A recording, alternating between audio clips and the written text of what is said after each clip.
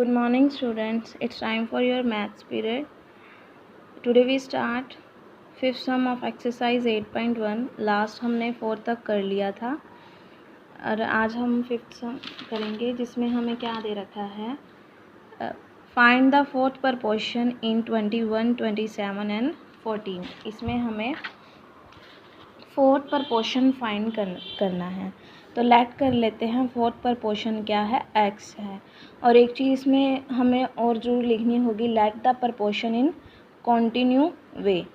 ठीक है, तो जो हमें गिवन है 21:27 रेशो 14 रेशो x।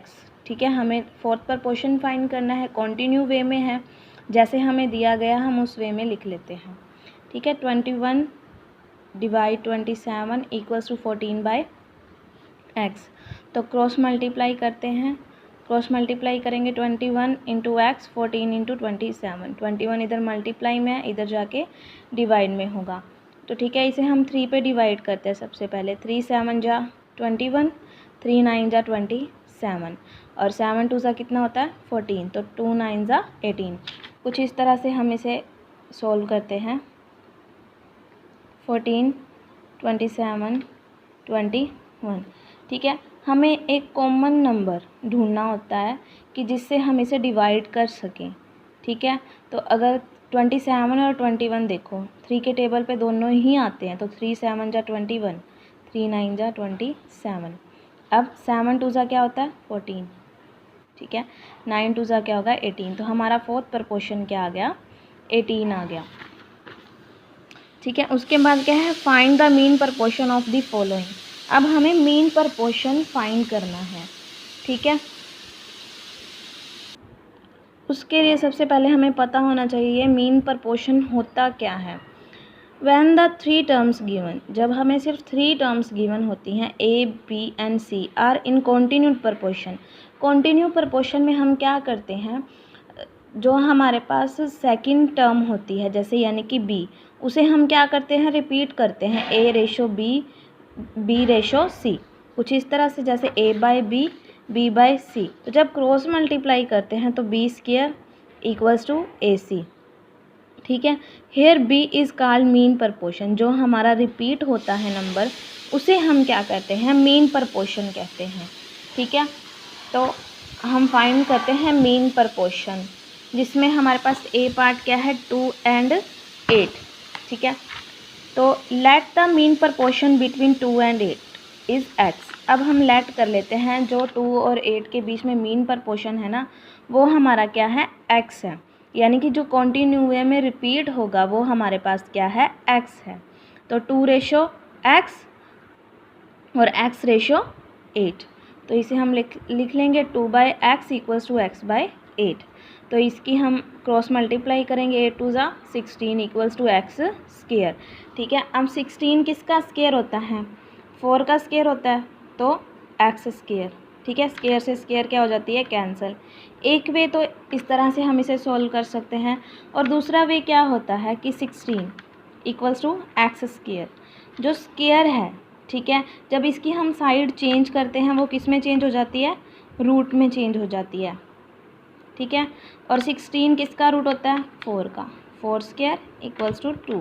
तो ये स्क्वायर से रूट कैंसिल हो जाता है, तो 4 इक्वल्स टू x। दोनों ही मेथड सही हैं, किसी भी मेथड से आप इसकी स्क्वायर को सॉल्व कर सकते हैं।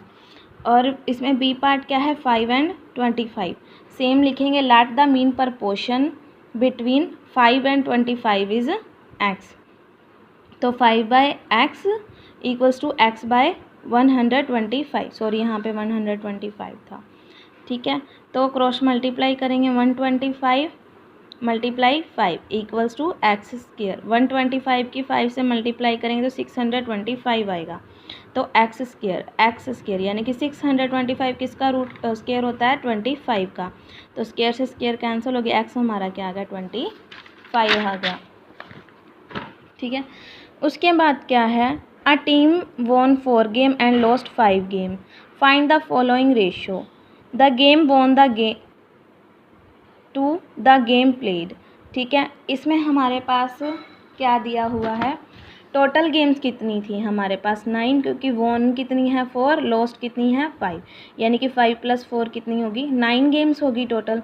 तो उसने हमारे पास रेशो पूछा, तो रेशो क्या होता है वॉन गेम का, won game by total games. तो वॉन गेम हमारे पास कितनी है जो हमने जीती है 4 और टोटल कितनी थी 9। लॉस्ट गेम कितनी है 5 और टोटल कितनी है 9, तो 5:9। ठीक है, क्योंकि सेकंड पार्ट में हमें पूछा क्या था game lost to the game won, जो मतलब कि हमारे पास गेम जीती गई हैं सॉरी हारी हैं टू द गेम्स वोन। ठीक है, तो सेकंड पार्ट में हमसे क्या पूछा गया लॉस्ट गेम का रेशो किसके साथ वोन गेम के साथ। तो लॉस्ट गेम कितनी है 5 और वोन गेम कितनी है हमारे पास 4, तो इसका रेशो क्या आएगा 5/4, यानी कि 5:4 आएगा। ठीक है, उसके बाद क्या है if the angle of triangle are in the ratio 4:4:2 find the value of each angle. अब हमें रेशो दिया गया है, ठीक है, तो लेट कर लेते हैं एंगल क्या है हमारे पास x है। ठीक है, सम ऑफ एंगल ऑफ ट्रायंगल क्या होता है, ट्रायंगल के एंगल का सम कितना होता है टोटल 180। तो फर्स्ट एंगल लेट कर लेते हैं क्या होगा 4x जो हमें रेशियो दिया गया है, second angle 4x, third angle क्या है 2x। जैसे रेशियो दिया गया ना 4:4:2, तो इसके अकॉर्डिंग हम मान लेते हैं कि हमारे पास फर्स्ट एंगल क्या है 4x, दूसरा क्या है 4x, तीसरा क्या है 2x। तो इन तीनों का प्लस क्या है हमारे पास 180।